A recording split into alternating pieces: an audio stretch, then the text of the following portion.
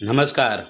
આજે આપણે જોઈશું ધોરણ 12 કોમર્સ વિષય નામાના મૂળ તત્વો ભાગ 2 પ્રકરણ નંબર 5 હિસાબી ગુણોત્તરો અને વિશ્લેષણ. એમાં દાખલા નંબર 4 કાચા નફાનો ગુણોત્તર શોધો. તો અહીંયા આપણને 3 દાખલા આપેલા છે. આપણે વારાફરતી એ ત્રણેય દાખલા ગણશું. તો જોઈએ આપણે દાખલા નંબર 1. વેચાણ ₹10 લાખ, કાચો નફો ₹3 લાખ.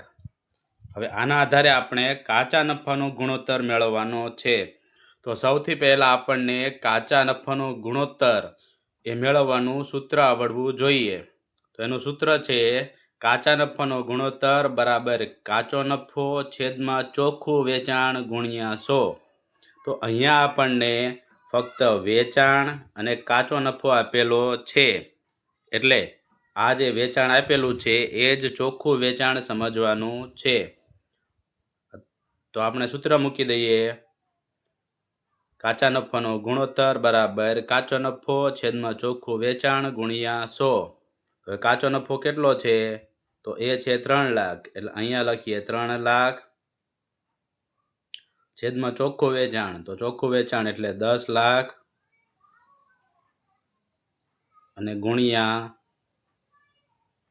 100. હવે કેલ્ક્યુલેટરમાં તમે ગણતરી કરશો એટલે 30 જવાબ આવશે. તો અહીંયા ફક્ત 30 લખવાના નથી, 30% લખવાના છે. ગમે ત્યારે આપણે કાચા નફાનો ગુણોત્તર મેળવીએ અને જે જવાબ આવે આપણે એને ટકાવારીમાં લખવાના, એટલે જવાબની પાછળ ટકા લખશું. એટલે દાખલા નંબર 1નો જવાબ આવશે 30%. હવે આપણે બીજો દાખલો જોઈએ. તો એમાં આપણને વેચાણ ₹15 લાખ આપેલું છે, વેચેલ માલની પડતર ₹12 લાખ આપેલી છે. તો આપણને ખબર છે કે કાચા નફાનો ગુણોત્તર મેળવવો હોય તો કાચો નફો તો જોઈએ, પરંતુ અહીંયા આપણને કાચો નફો આપેલો નથી. અહીંયા વેચાણ અને વેચેલ માલની પડતર આપેલી છે. તો આના આધારે આપણે કાચો નફો મેળવવો પડશે. તો એ કેવી રીતે મળે? તો કાચો નફો મેળવવા માટે આ વેચાણમાંથી આ વેચેલ માલની પડતર બાદ કરી દેવાની, એટલે આપણને કાચો નફો મળી જાય. તો આ 15 લાખ માઇનસ આપણે 12 લાખ કરીએ એટલે 3 લાખ જવાબ આવે. તો એ 3 લાખ આપણો કાચો નફો છે. હવે કાચો નફો છેદમાં વેચાણ ગુણ્યા 100. તો કાચો નફો એટલે 3 લાખ છેદમાં વેચાણ. તો અહીંયા જે 15 લાખ આપેલા છે એ લખવાના છેદમાં. તો આ 15 લાખ ગુણ્યા 100. હવે તમે કેલ્ક્યુલેટરમાં ગણતરી કરશો એટલે આનો જવાબ આવશે 20%. અહીંયા આપણને કાચા નફાનો ગુણોત્તર મેળવવાનો છે, એટલે જવાબની પાછળ આપણે ટકા લખીશું, એટલે 20%નો જવાબ થશે. પછી આપણે જોઈએ ત્રીજો દાખલો. તો એમાં આપણને ઘણી બધી રકમ આપેલી છે. વેચાણ આપેલું છે, વેચાણ પરત આપેલું છે, શરૂઆતનો સ્ટોક, આખરનો સ્ટોક, ખરીદીના ખર્ચા, આટલું બધું આપેલું છે. તો અહીંયા તો આપણે બધું મેળવવું પડશે. હવે આપણું જે સૂત્ર છે કાચો નફો છેદમાં વેચાણ ગુણ્યા 100. તો આ વેચાણ ધ્યાનમાં લેવાનું નથી. એ વખતે આ ચોખ્ખું વેચાણ નથી, કેમ કે અહીંયા આપણને વેચાણ પરત આપેલું છે. એટલે જો વેચાણ અને વેચાણ પરત બંને આપેલું હોય તો સૌથી પહેલાં વેચાણમાંથી વેચાણ પરત બાદ કરવું પડે, એટલે આપણને ચોખ્ખું વેચાણ મળે. તો અહીંયા વેચાણ 20 લાખ અને વેચાણ પરત 2 લાખ છે, એટલે આ 20 લાખમાંથી આ 2 લાખ બાદ કરીએ એટલે 18 લાખ આવે.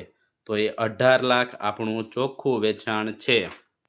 તો હવે આપણે કાચો નફો મેળવવો પડશે. તો એના માટે પહેલાં વેચેલ માલની પડતર મેળવવી પડશે. તો વેચેલ માલની પડતર મેળવવા માટે શરૂઆતનો સ્ટોક વત્તા ખરીદી વત્તા ખરીદીના ખર્ચા અને માઇનસ આખર સ્ટોક કરવાનો, એટલે આપણને વેચેલ માલની પડતર મળશે. તો આપણે કરીએ. શરૂઆતનો સ્ટોક 2,50,000 વત્તા ખરીદી 12 લાખ વત્તા ખરીદીના ખર્ચા 50,000. હવે આ ત્રણેયનો આપણે સરવાળો કરીએ એટલે આપણને 15 લાખ મળે અને એમાંથી આપણે આખરનો સ્ટોક બાદ કરી દઈએ 3,50,000 એટલે 15 લાખ માઇનસ 3,50,000 એટલે 11,50,000 આવશે. એ આપણી વેચેલ માલની પડતર થશે. હવે વેચેલ માલની પડતર એ આપણને મળી છે 11,50,000 અને ચોખ્ખું વેચાણ આપણને મળી ગયું છે એ આપણને મળ્યું 18 લાખ. હવે આના આધારે આપણને કાચો નફો મળી જાય તો આ ચોખ્ખું વેચાણ જે છે એમાંથી વેચેલ માલની પડતર આપણે બાદ કરી દેવાની એટલે 18 લાખ માઇનસ 11,50,000 એટલે 6,50,000 આવે. 6,50,000 જે છે એ આપણો કાચો નફો છે. તો હવે આપણી પાસે ચોખ્ખું વેચાણ પણ છે અને કાચો નફો પણ છે એટલે આપણને હવે કાચા નફાનો ગુણોત્તર મળી જશે. તો આપણે મેળવી લઈએ કાચા નફાનો ગુણોત્તર. હવે કાચા નફાના ગુણોત્તરનું સૂત્ર શું છે? તો એ છે કાચો નફો છેદમાં ચોખ્ખું વેચાણ ગુણ્યા 100. તો કાચો નફો આપણને મળ્યો 6,50,000 છેદમાં ચોખ્ખું વેચાણ 18 લાખ ગુણ્યા 100. હવે તમે કેલ્ક્યુલેટરમાં ગણતરી કરો એટલે 36.11 જવાબ આવે અને આ કાચા નફાનો ગુણોત્તર છે એટલે આપણે પાછળ ટકા લખીશું. તો આ હતા આપણા 3 દાખલા કે જેમાં આપણે કાચા નફાનો ગુણોત્તર મેળવતા શીખ્યા. ત્રણેય દાખલા થોડી અલગ રીતના હતા. જો તમને અમારો આ વિડીયો પસંદ આવ્યો હોય તો વિડીયોને લાઈક કરજો, કોમેન્ટ કરજો, શેર કરજો અને અમારી યુટ્યુબ ચેનલને સબસ્ક્રાઈબ કરજો. જય હિન્દ, જય ભારત.